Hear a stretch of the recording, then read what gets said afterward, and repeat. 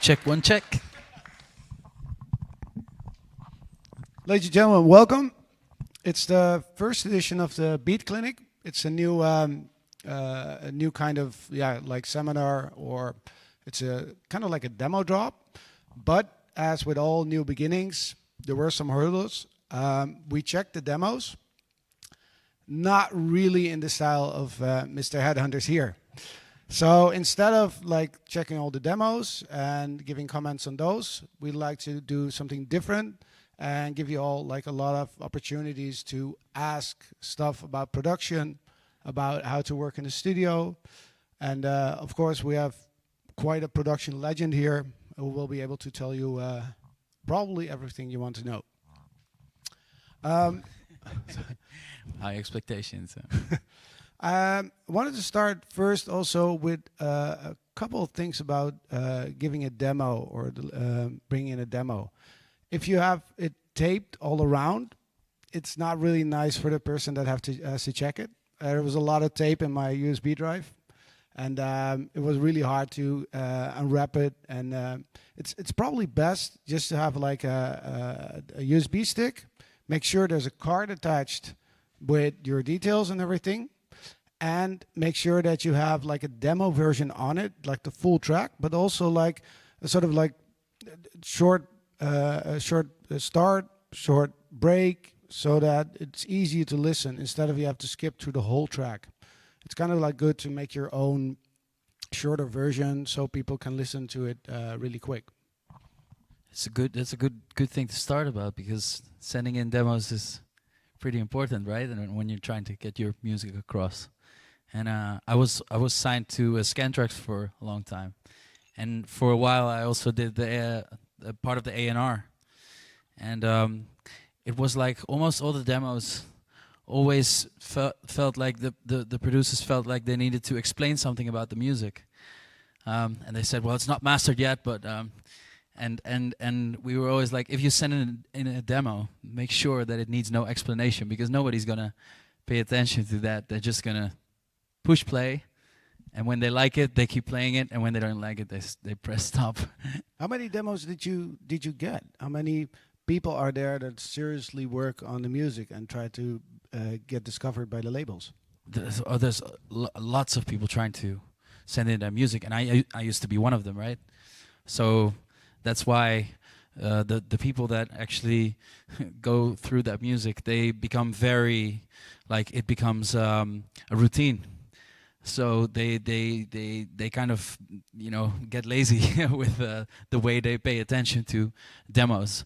So it should be always like as simple as possible for them to check out your demo, and it should not need any explanation, and should start right off the bat. It should be catchy and good. How many demos did you send in before you eventually got discovered? And I think I had been sending in demos for probably a year or so, always to Scantraxx, because that was at the time the only label that I wanted to be signed to. I was very specific about that. That was my ultimate goal at that moment. And I always got a reply, but for a year or so it was an auto reply, which said like, well, your demo is not suitable for the Scantraxx label, sorry. And I just kept on trying and trying until after a year or so I got a different email with a phone number. And yeah, I actually got the Prophet, who was like a big example for me at that point. I got him on the line, and that was quite... the rest of history. Huh? The rest is history. That's where it really all started. Yes. Did you send in the same track over and over, but did you improve it, or did you send in new tracks? I kept sending in new tracks, because at the beginning there was no feedback at all. It was just like, this demo is not suitable, and I kind of, you know, I didn't let me bring me down, and I was like, I'll just create something new until the point where I actually got in touch with the prophet and he started giving actual feedback. So that's probably, you know, he heard something in it, but it wasn't yet good enough, and he actually started giving me feedback, and I started sending in new versions, until it was suitable for a release. But actually, that first track that he, you know, kept giving me feedback on actually never got released after all, because while I was doing that, I already created something new which was way better, and then that got released. I wanted to start also with a small survey. How many of you are actual producers? Ah, look at that. How many of you actually send in a demo already to a label? And have you been doing that for a year? 2 years?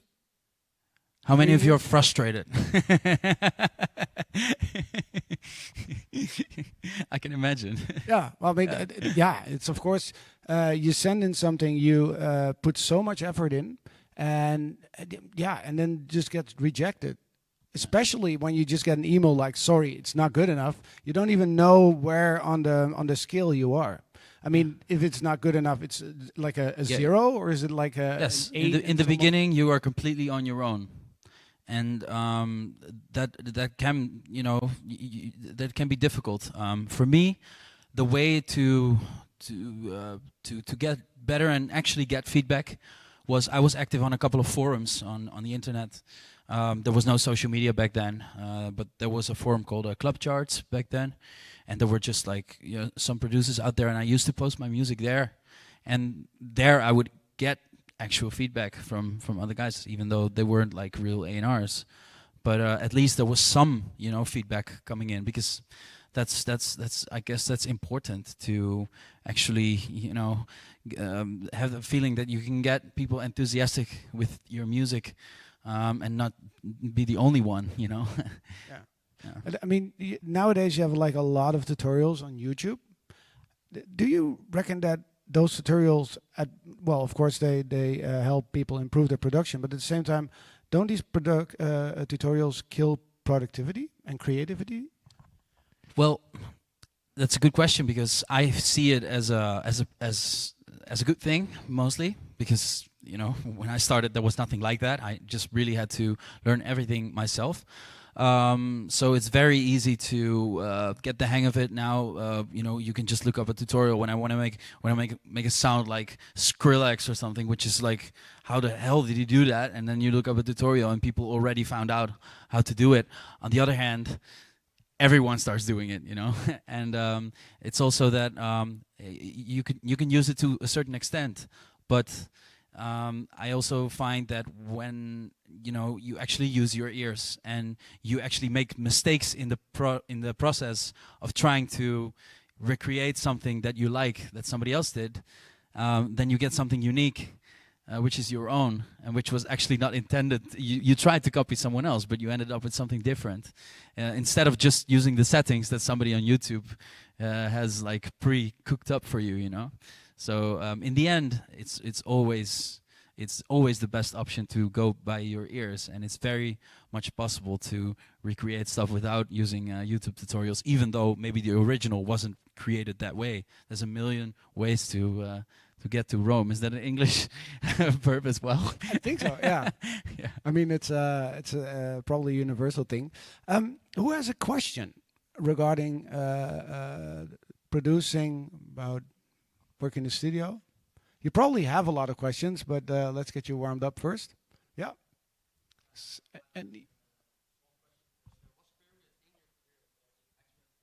Wait a second, there's a microphone coming. Then you. All right, so I actually want to ask you something about your career, because there was a period in your career that you actually produced house music, such as tracks as Dharma with Kashmir. And eventually, in the early months of 2017, you decided to produce hardstyle again. What made you return to hardstyle? There's a lot of reasons that made me go back to hardstyle. But in music-wise, I really found that I really tried to express, to encapsulate the same kind of combination of of energy, emotion, and euphoria, explosive energy in different styles of music. But I really found, and maybe that's my own limitations. Maybe it is possible, but I found that I wasn't able to really translate that to a different style. I found that with the EDM sound, it was still really lacking something that I was getting out of the hardstyle music, like that. That explosive energy, and still have that intense emotion, and without it getting like cheesy or whatever. And I really was confident that I was going to be able, when I left hardstyle, that I was going to be able to, transfer that to a different genre. And it wasn't even that I thought that EDM was going to be my end kind of station where I would like end up, but I felt like it was a close thing to hardstyle, where it was to try to experiment a little bit. Yeah, I tried some different things. I also tried some like future-based kind of things, and but in the end, I kept on having this feeling that it was just missing something, and I really don't know if that is the truth, because I also feel like I maybe I'm a one-trick pony. I don't know. I've been hardstyle is so much like engraved in who I am, and my whole lifeline. I grew up with this music, so it's part of my culture. It's part of who I am. So in the end, I felt it was very hard to escape from that, to get out of that, and in the end, I'm happy I wasn't able to. Well, thank you very much. So in a nutshell, it didn't feel like you actually. It didn't feel like me? Yeah, house music. No, it was not what I was made to do. I think. Thank you very much. Even though there was a lot of people that liked it, I was not getting the same satisfaction out of it. Yeah. Okay. Oh, well, thank you very much. Yes. For future questions, I would like to ask, let's keep it on the topic of the production and tips for that, because that's probably why most of you are here. And most of the other stories can be found in other interviews with Willem. You told the story a lot of times already. Yeah. Well, I guess there's a lot of people, that had their music ready for me to listen to, and the topic of production is super interesting. Maybe there's people who, run into things that they just want to talk about production-wise, or are interested in my opinion about, whatever production technique or. Yeah. Who finds it hard to make the hardstyle kick? Who even makes hardstyle here? It's not even a lot. Yeah, I know it's hard. I understand if you don't give it a try. Where's a question?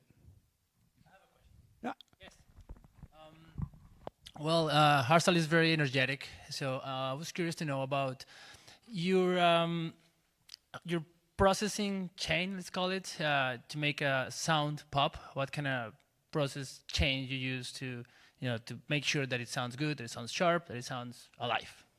Well, is that you mean like in general, or on a certain sound in specific? Well, I would say the main synths. When you have a main synth on a track, what kind of effects or processing change you put to make sure that it's alive, that it's breathing, that it's popping? Yeah, well, obviously it starts with the synthesizer you use. Sorry, yeah, my ghost producer is couldn't come. It obviously starts with the synth, and that's already the first important choice. If there's just certain synths and plugins that have a good quality sound to them right off the bat. So I mostly for my lead sounds I go with the Virus is like, for hardstyle it's the ultimate lead sound synthesizer, if you ask me. But I also have been using Serum and Silent a lot. These just sound good on their own already. But when it comes to inserting plugins in the chain, well, it's funny. I used to do too much, I think. For example, compression. Like when you make a hardstyle lead, I used to experiment with compression and everything. But in the end, nowadays I find that I don't use compression at all, or just very slightly, because for these type of sounds, it just makes it sound thinner and more digital, because you get an attack sound on the beginning, like this transient becomes more apparent, and maybe that's oftentimes not what you want with hardstyle leads. So I leave compression off, also because it's already like a very static kind of sound, so you don't even want to make those kind of dynamics. Sure. Further, what's very important is the high end in those leads. A lot of you probably know the Waves bundle, and there is this plugin called the Puig Tech. Yeah, and it's emulated from the Pultec, like a very classic equalizer. And me and a lot of my colleagues have been using that for years already, for the very top of the high end, like boosting on the 12 to 16K range, and it makes a peak, and it does it like no other equalizer. So for me, that's for the high end, like the cherry on the cake plugin. I use it on everything, not just my lead sounds. I use it on vocals. I use it on the master even. So that really creates very nice, shimmering highs. And well, further on, I think also reverb plays a very important role, especially in hardstyle. We use a lot of reverb. I've been really sticking with the Valhalla reverb. Because it's so simple and it just sounds good. Do you find yourself layering a lot? Layering leads? Not that much. I know a lot of people layer a lot, but for me, when I start to layer, it becomes more difficult to have a very specific character to my lead, because the more you layer, the more they fill each other, they start filling each other up, and it sounds full, but it doesn't sound defined, the sound of it, and it starts to miss character, because every synth is like filling the gaps of the other one up, and maybe you want some gaps to create a more defined sound. So what I usually do for my top lead sound, I have mostly like 2, maybe tops 3 layers. One that is like more distorted and more nasty, and one that is like with the distortion off, it's cleaner, so that it has very, like the high end, it doesn't get destroyed and everything. And then in my style, I use a lot of chord patterns underneath my leads, so I always have a silent underneath with the chords, and then that's it. I think a lot of producers maybe layer too much. Yeah, I think, and then it becomes like muddy very often. Would you say these are like new trends? Because compressing and layering used to be like, a lot of producers used to do that. Is it? Well, layering still happens a lot, and I also do it. But it personally, and I'm not saying that is the way, because in the end there are no rules, right? But personally, I find that I enjoyed more to spend some more time in the actual in one synthesizer, trying to really perfect that one layer, and then really asking myself, did I get the very most out of this sound before I go on and use another layer, instead of like, just keep throwing layers in all the time. But I also know some colleagues who do it that way, and they make good music too. Thank you so much. Yeah. If you would make it like for somebody that's just started producing and they have like they want to build a low budget studio, what would you recommend in at least start? What would you start with? I would start with including the computer. You have to. Yeah. Oh, I was gonna say computer. Oh, it's yeah. Yeah. Well, actually, it was. I still believe in the necessity of a studio, and that it can really step up your game. But it was definitely like, I think in 2015 or something. That was the time I was making house music. I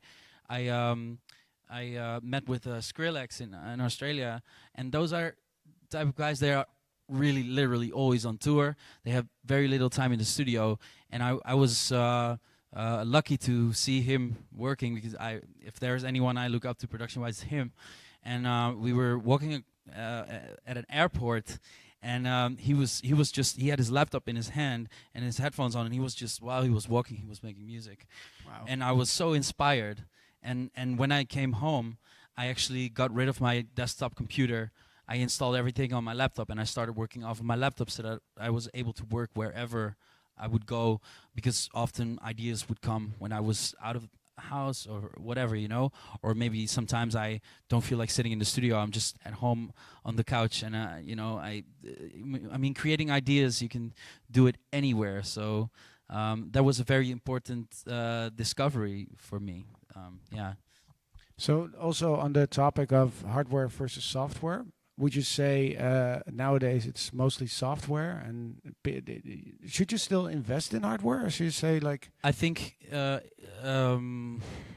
like if you're like if you enjoy hardware, if you feel attracted to that, if you're like a purist, and yeah, fine, you know. But I don't think it's necessary. It's not necessary. It's for the people who enjoy. It's the same as that some people enjoy still playing vinyl, you know.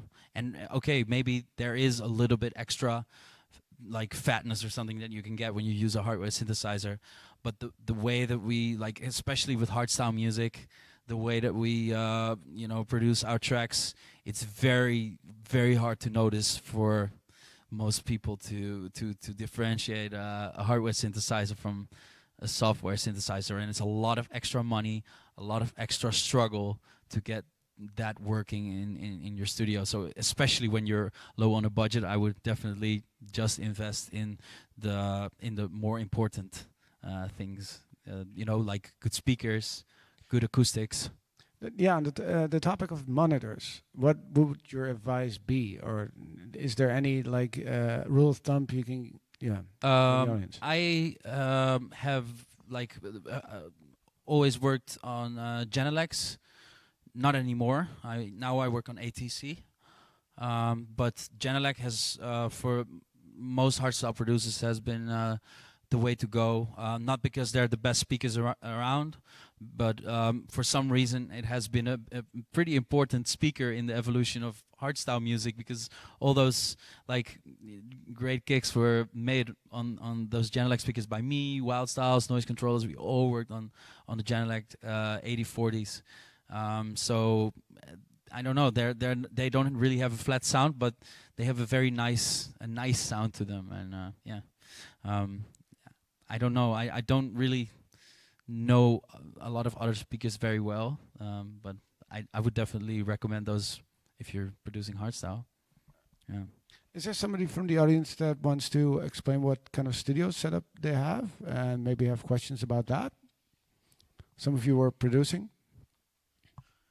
Yeah, or what question, whatever. If you feel like it's relevant, you can ask.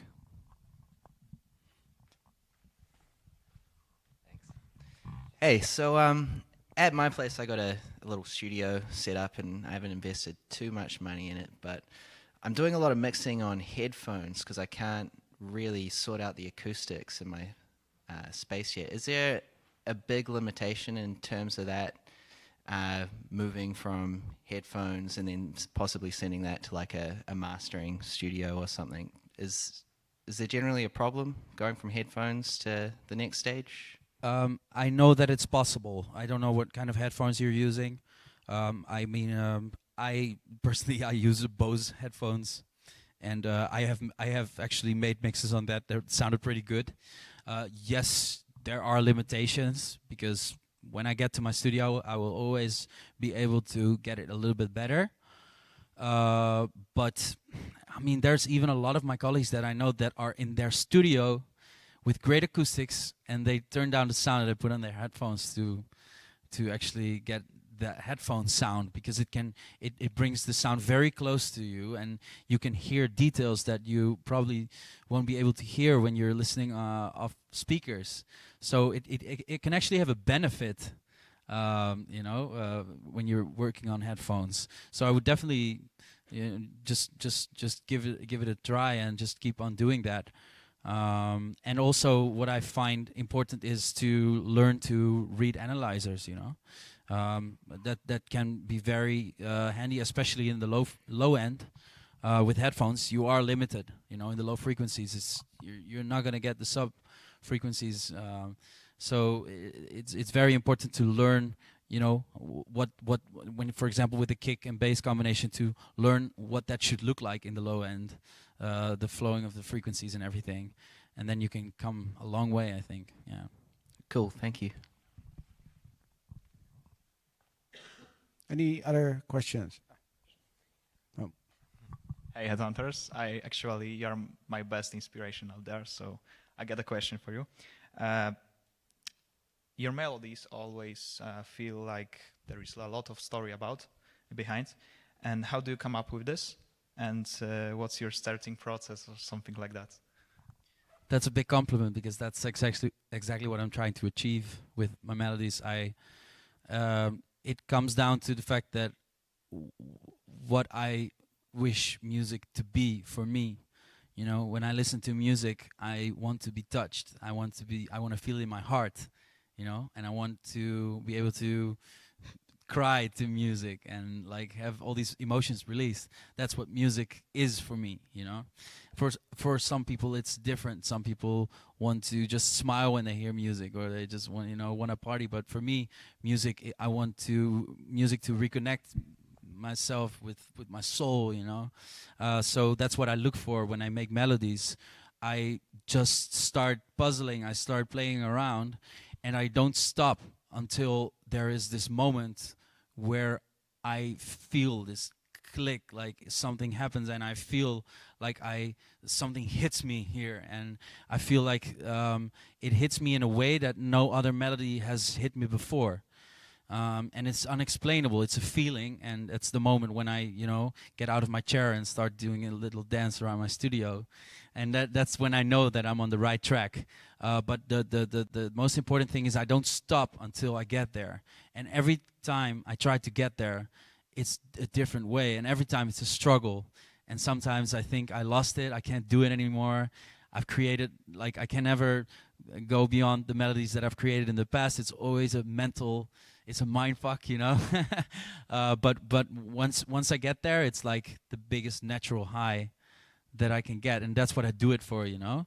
And when I get there, and that I also, when I get touched by it, there's probably other people that are gonna get touched by it. But I feel like a lot of for example, demos that I hear, I feel like the producer just didn't go all the way to get to that point, and they were satisfied too soon, you know.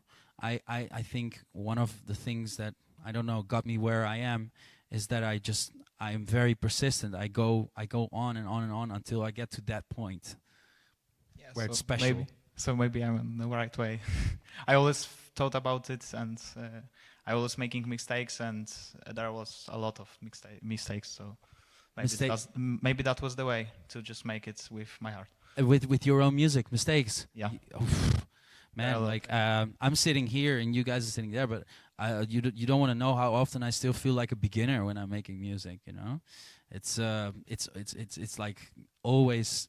If you start from scratch, you start with a clean sheet, and every time you have to prove to yourself that you're still able to do it, you know. And it's never, no track is going to be the same as the track before, and every time you have to get the pieces of the puzzle together, and it's a mental game, man.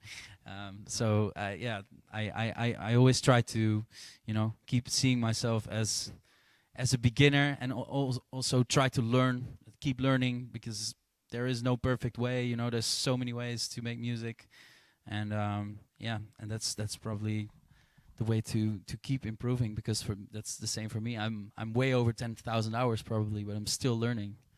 Yeah, I mean, don't forget that when you're a musician or a producer, when regular people go out to their work, they have to check spreadsheets, or they have to do work they know they have to do every day, but they know what they're doing. There's a manual for it or something else. If you're a producer or an artist, you have to sit down and make something that has never been made before. So it's kind of like, it comes close to magic. I mean, you really have to think about or try things in order to get something that's unique. It's pretty, and it's scary. For me, I mean, that's my personal experience. It's scary because every time you have to prove to yourself that you're still able to do it. And the funny thing is that it gets scarier over time, in my experience. For me now, it's scarier to make music than it was 10 years ago. And that's because I've already created the hits that I created. And for me, the challenge is to create something better than what I've already created. And that's probably more difficult for me than it is for you, you know? So you're trying to be better than your previous self all the time. And at some point, you get to points where you're like, how am I ever going to top this? What I just made, you know? No, especially, I mean, for a lot of artists, they at one point in their career had their biggest hit. And from that on, that hit becomes like their benchmark, but also it becomes their, they become their own competition in order to win over their previous biggest hit. So that's a big challenge. So Also be mentally. prepared. Be prepared. Yeah. There were people with questions.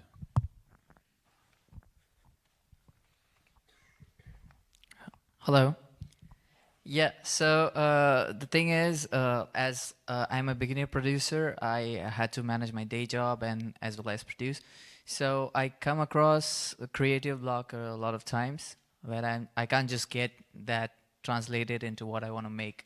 So have you got such creative blocks in your process? And if yes, how do you tackle it and what things do you do to translate your music? All the time. Like, yeah, I think there's not a lot of producers that don't have that, and it's really a battle with yourself. And I feel that sometimes I need to be kind to myself, you know, get out of the studio and watch some Netflix.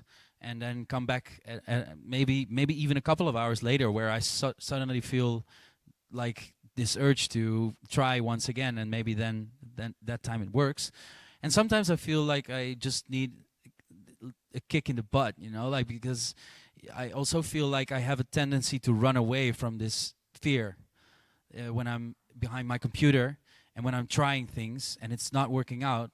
I get insecure. You know, it doesn't. You don't particularly feel confident when you're not able to create the thing you want, and you feel like, shit, I lost it, man. Like I don't know how to do this, and you hear all these amazing productions by other producers, and you feel like you're not good enough, and you know, and everyone must be wrong about me. Like, I'm this artist, like everyone knows me. I should be able to do this, but I'm not able to do it. Like, and then. You know, you feel this tendency to run away from it and forget about it, just do other things. But sometimes I need to really force myself to just stay in the chair and just like, and then I'll tell myself like, I'll make something shit, you know? I'll make something shit today, but am going to make something, you know? Today I'm just going to make something. I don't care what it is, but I'm just like, make this deal with myself right now that the moment I get out of this chair, there is something there, you know, and oftentimes then I end up like trying and actually ending up with something cool, just because I didn't run away, and because you know, there's nothing ever coming out if you're not doing something, you know. It's not suddenly gonna pop up in your head. Most of the tracks that you make, you have it's by trial and error, not because you were just walking around the park and you suddenly had a song in your head. It's mostly by trying, and you have a couple of things that you try, and you accidentally come across some idea that's nice, you know. But for that, you also have to fail a couple of times to get to that idea. So sometimes, yeah, it also comes down to discipline.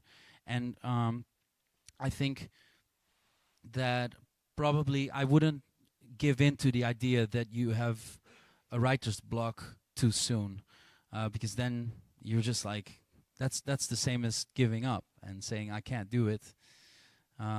Although I think you actually can, but you're, you know, too afraid to fail. And you should just get back to the computer and just fail a couple of times. Is there like a schedule in the studio that works for you? For example, work late in the night, or?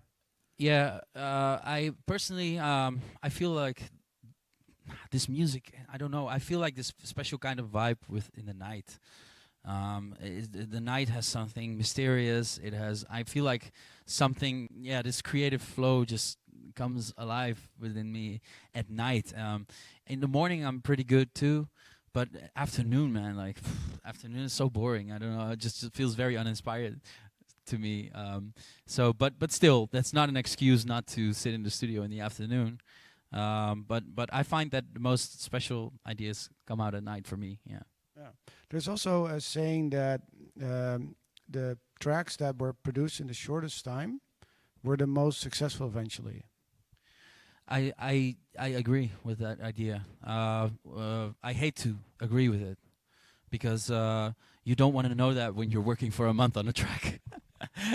You know, you want to be working on a month for a track and say it's worth it. This is going to be my best track ever, and that's necessary to get you to the end of producing that track. Because if you don't feel confident that it's going to be a very good track, then you will lose motivation. But afterwards, in hindsight, you know that probably the tracks that you produced in a short time were the best ones. And then I won't say that you can't take all your time to perfect the track when it's there, but I do feel like it's true what they say, that the idea has to come out quick, because that it will sound more natural, it will sound more spontaneous. And I feel like that happened with my music as well. Like, for example, Tonight with Noise Controls, Wild Styles was created in one studio session. Our Church with Sub-Zero Project, we did it very fast. Orange Heart, also same story. So and there's a couple of other tracks that I like. I spent so much more time making those, and those are the ones that people already forgot about. And in some way, it's frustrating, but it's also funny, you know. What kind of software do you use nowadays in your studio? I work with Ableton. Ableton. Now, yeah. Why? Well, I've always I know a lot of guys of my colleagues that have from the beginning to this day have been working with the same software and updating as little as possible, because they don't like change and they don't like to find out like where did this button go, like they changed it, and they just want to stick with the same thing. But for me personally, I like change. I like just like trying out new software. I like trying out what works best for me. Also because I'm a little bit of a computer nerd, you know. I just like it. So I kind of I tried all kinds of software. I started with Fruity Loops in the very beginning. Then tried Reason, tried a little bit at Cubase, then went to Logic, stuck with Logic for a long time. And then I felt like Logic was kind of getting behind with development, because Apple bought it and wasn't really paying enough attention, while other softwares were like really pumping out updates. So then I changed to Studio One, because I felt like they were really ambitious with their ideas. But at some point I also felt like Studio One was kind of starting to go a direction that wasn't really in my benefit. More to the recording side, where I'm more interested in electronic production. And Ableton is like really has been killing it with the updates, and it's very stable nowadays. Whereas with Studio One, I was experiencing a lot of like crashes and everything. Oh my god! Like once with Studio One, I was making a song, and I was saving, and while I was saving, the Studio One crashed, and then I wanted to reopen the song. But actually, there was like the file was just cut in half, and I wasn't able to open it anymore. Like the file was just like 50 kbs or something. You know, it was just gone, and I worked for a whole night straight. Like I was about to cry, man. If you could explain the difference between the software programs, like easily for the audience.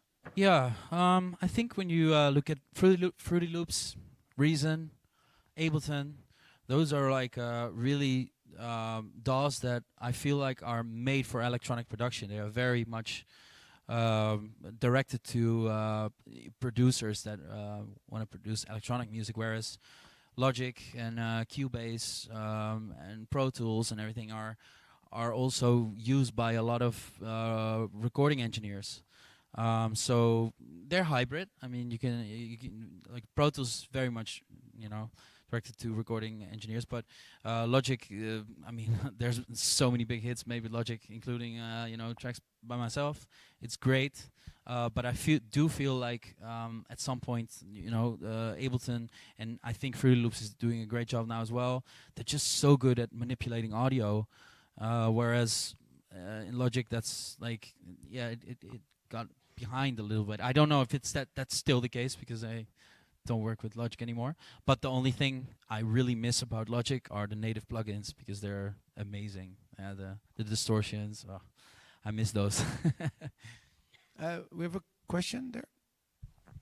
2 questions. Hi, man. Hey. When you're in your very end of a production cycle, to say it like that, do you use reference tracks to master or mix your songs? Yes, I always use some reference, especially for the master, to make sure that it's loud enough, to make sure that it's not too loud, to make sure that there's like enough high end in the track, or maybe too much. I often use tracks of my own because I just know that I want it to sound like that. But also, for the most part, I also just really trust my frequency analyzer. I know, for example, when I start making a track with hardstyle, it's like the case that you already like have your kick ready when you start the track. I know what level my kick should be on. I know what level like the sub frequencies should be on. Like I set my sub frequency so that it's like -2 dB, and I just know that that's how it should be in the end at the master already. So I make my track from scratch at that loudness level, and like in the end I have to do very little on the mastering of the track because everything from scratch is made on the right level already. But I still use reference, always. Right, thanks. We have time for one more question.